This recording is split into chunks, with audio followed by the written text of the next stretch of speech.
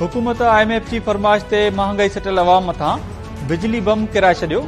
बिजली जो fee unit ₹7.50 महांगो। वफ़ाक़ी काबीना सर्कुलेशन असम्बली ज़रिए बिजली अघनि में वाध जी मंज़ूरी ॾेई छॾी। क़ीमतुनि में वाध 1 जुलाई खां लागू थींदी। IMF कर्ज़ ॾियण खां अॻु बिजली महांगी करण जो शर्त रखियो हो।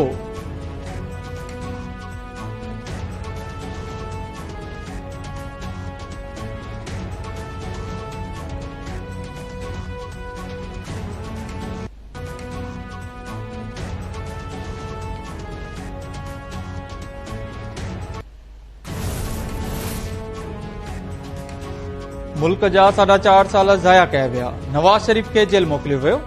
अपोज़िशन खे भित सां लॻाए वियो। PTI चेयरमैन रुगो चोर ऐं धाड़ेल ॻाईंदो रहियो। कम टके जो बि न कयो वियो। वज़ीर आज़म शहबाज शरीफ चयो आहे त बरतानिया मां हथकयल पाकिस्तानी अवाम जा 190 मिलियन पाउंड पाकिस्तान जे अकाउंट में जमा कराइण बदिरां सुप्रीम कोर्ट जे अकाउंट में जमा कराया विया। IMF सां मुआदे लाइ बि मिनतूं करणियूं पयूं। IMF सां मुआदो न थिए हा त मुल्क डिफॉल्ट थी वञे हा ऐं आलमी दरवाज़ा बंदि थी वञनि हा।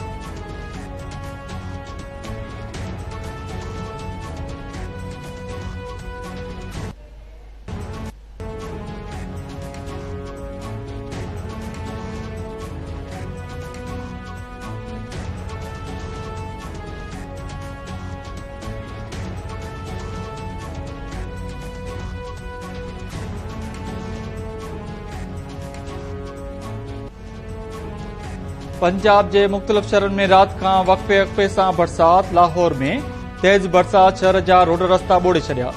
शहर खे बिजली फ़राहम कंदड़ 100 खां वधीक फीडर बंदि। गुलशन रावी में 170 मिलीमीटर, नश्तर टाउन में 121 ऐं जोहर टाउन में 110 मिलीमीटर बरसात रिकॉर्ड। इस्लामाबाद, रावलपिंडी, लाहौर ऐं पेशावर जे भर पासे वारनि इलाइक़नि में बरसातुनि जो सिलसिलो 26 जुलाई ताईं वक़्फ़े सां जारी रहण जो इम्कान।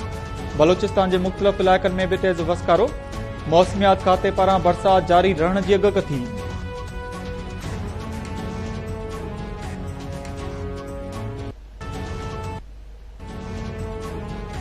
सिंध जे केतिरनि इलाइक़नि में 3 ॾींहं बि ककर वसी पिया। कोहिस्तान में नयूं वही आयूं।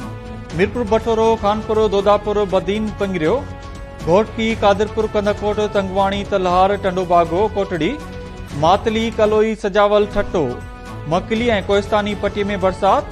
मलीर, जानछोरो, थरपारकर, थाणो बुलाखान, न्यू सईदाबाद, काज़ी अमन, उडेरोलाल, सन ऐं भर पासे वारनि इलाइक़नि में वसकारो। थर में विझ किरण सबबि हिकु ॼणो ज़ख़्मी, 2 ढोर मरी विया। खैरपुर में खजी जे फसल खे नुक़सान।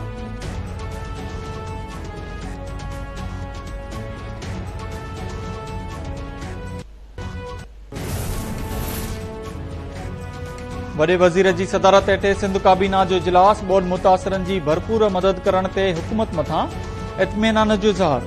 काबीना मेहड़ तालके अस्पताल खे 10 वरियनि लाइ गंबट इंस्टीट्यूट खे ॾियण जी मंज़ूरी ॾेई छॾी। अस्पताल लाइ 500 मिलियन रुपया रखण जी मंज़ूरी। Sindh medico legal service act 2023 जी मंज़ूरी ॾिनी वई। मुरादिल शाह चयो आहे त पीपुल्स पार्टी सरकार अवाम सां कयल समूरा वाइदा पूरा करे रही आहे। बिलावल भुट्टो काल्ह लाड़काणे में मुतासिरनि खे घरनि जा मालिकाना हक़ बि ॾिना आहिनि।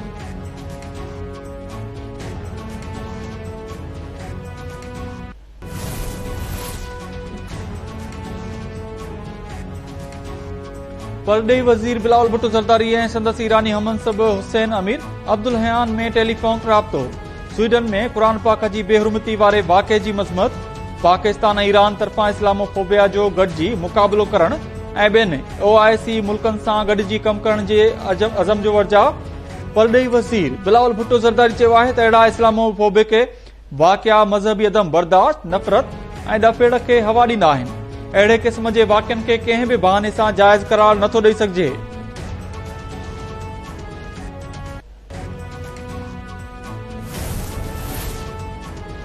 तोशाखाना केस में इस्लामाबाद की मकामी अदालत पारां तहरीक इंसाफ के चेयरमैन के हाज़ुरी यकीनी बनाने की हिदायत। अॼोकी पेशी खां छूट वारी दरख़्वास्त भी मंज़ूर।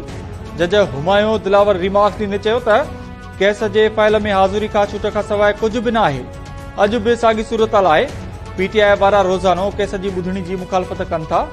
जवाबदार हिकु भेरो भी पेश न थियो। पोइ भी छूट वारी दरख़्वास्त मंज़ूर कई वई। अदालत पारां पीटीआई चेयरमैन के 24 जुलाई ते पेश थियण जो हुकुम।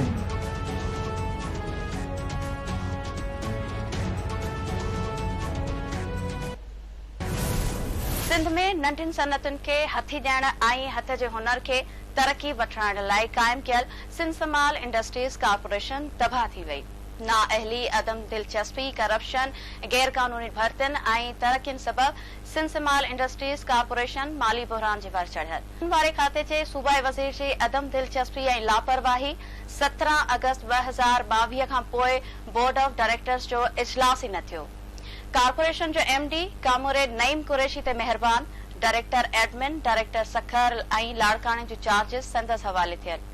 सिंध समाल इंडस्ट्रीज कॉर्पोरेशन में पंहिंजा नवाज़ी बासर माण्हुनि जा मिट माइट, कंहिंजा साल त कंहिंजा भेणेवा भर्ती थियल। 4.5 सालनि में जाम इकरामला दारिजो साहब जेको आहे उहो कंहिं बि क़िस्म जी हुनजी कारकर्दगी ईअं चई सघिजे थो त ज़ीरो रही। समाल इंडस्ट्रीज कॉर्पोरेशन जेको आहे उहो मुकमल तौर तबाही तरफ़ हलियो वियो आहे। नाअहली, अदम दिलचस्पी, करप्शन, पंहिंजा नवाज़ी ऐं इज़ाफ़ी भर्तियूं। सिंध जे सनतनि वारे खाते जो मातहत इदारो सिंध समाल इंडस्ट्रीज कॉर्पोरेशन तबाह थी वियो। नंढिन सनतुनि जी तरक्की ऐं हथ जे हुनर खे हथी वठण लाइ क़ाइम कयल इदारो पंहिंजा मक़सद माणण में मुकमिल तौर नाकाम। मुलाज़िमनि जी लोध भर्ती हुअण सबबि माली बहरान जे वर चढ़ियल। सिंध समाल इंडस्ट्रीज कॉर्पोरेशन जे अलाट थियल 1625 प्लाट्स मां हिक ते बि नंढी सनत न लॻी। 286 प्लाट्स ते कब्ज़ा थी विया। लाॻापियल खाते जे वज़ीर 1 साल गुज़रण बावजूदि बोर्ड ऑफ डायरेक्टर्स जो इजलास सॾाइण जी ज़हमत न कई। इदारे में 62 माण्हुनि जा मिट माइट, साला ऐं भेणीवा भर्ती थियल। अदालती हुकुम ते जुड़ियल कमेटी में इदारे जी मिल्कियत 3 वाल कंदड़ किरदार साम्हूं आया, पर संदन ख़िलाफ़ का कार्रवाई न थी। सिंध समाल इंडस्ट्रीज कॉर्पोरेशन जे एमडी शाहिद अली शाह बि KTN न्यूज़ जे प्रोग्राम दी मिरर में ॻाल्हाईंदे इदारे में इज़ाफ़ी भर्तियुनि, प्लाट्स ते कब्ज़नि, सेंटर्स बंद थियण, इदारे जा मक़सद हासिल न थियण ऐं साल खां बोर्ड ऑफ डायरेक्टर्स जो इजलास न थियण जो इतराफ़ करे वरितो।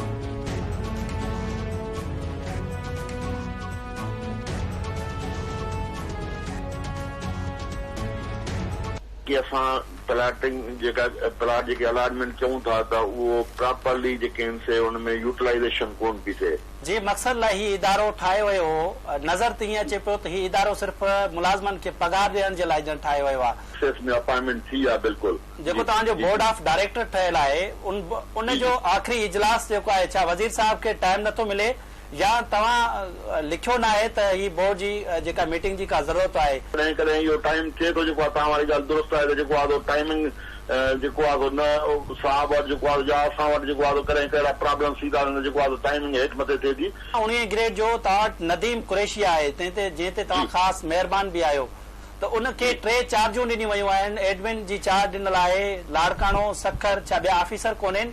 असांजा 19 ग्रेड जो इहो हिकिड़ो ई ऑफिसर आहे। गेट जे जेको आहे फिल करण जे लाइ हिनखे जेको आहे असां चार्ज ॾिनी आहे। GDA तरफ़ां ईंदड़ आम चूंडुनि में भरपूर नमूने हिस्सो वठण जो फ़ैसिलो।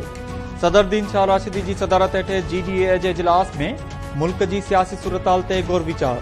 वधंदड़ महांगाई ते गणती जो इज़हार। सदरुद्दीन शाह राशिदी चयो आहे त मुल्क खे बहितरी तरफ़ वठी वञणु चाहियूं था। मुल्क खे पटड़ी ते चाढ़ण लाइ समूरियुनि धुरियुनि खे किरदार अदा करणो पवंदो। फहमीदा मिर्ज़ा चयो त गरीब महांगाई जी चकी में पिसिजी रहिया आहिनि। बिजली अघनि में वाध ऐं लोडशेडिंग सबबि अवाम अज़ाब में मुब्तला आहे। सैयद ज़ैन शाह चयो आहे त सूबाई हुकूमत जी नाअहली सबबि बदअमनी वधी वई आहे। ईंदड़ इलेक्शन में पूरी ताक़त सां विढ़ंदासीं ऐं समूरनि तकनि ते पंहिंजा उम्मीदवार बीहारे मुक़ाबिलो कंदासीं।